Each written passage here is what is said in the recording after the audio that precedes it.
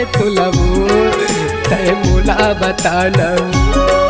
कहोगे हमें मोला रे तय मोला बताना।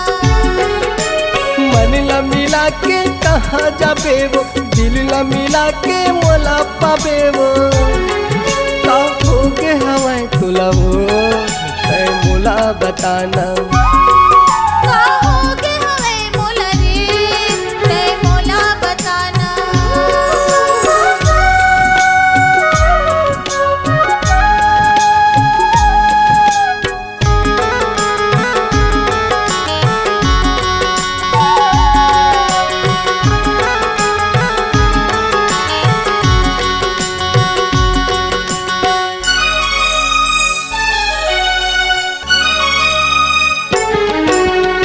आजन संगीत बन के चकोर, मैं गोरी चंदा कर दे हूँ अजो।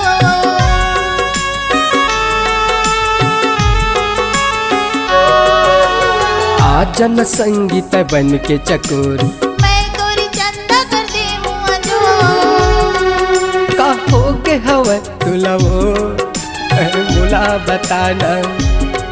कहोगे हमें मोला रे तय मोला बताना। माया बढ़ा के कहाँ जाबे वो, मोला रुआ के का पाबे वो। कहोगे हवे तुलवो तय मोला बताना। कहोगे हमें मोला रे तय मोला बताना।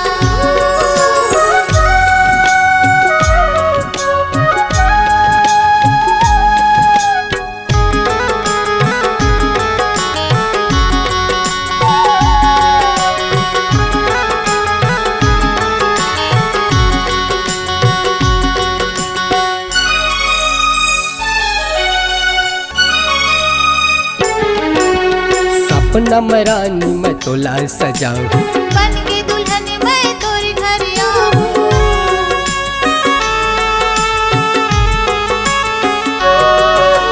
सपना में रानी तोला सजाऊं। बन के दुल्हन मैं तोरे घर आऊं। कहोगे हवे तुलवो तय मोला बताना।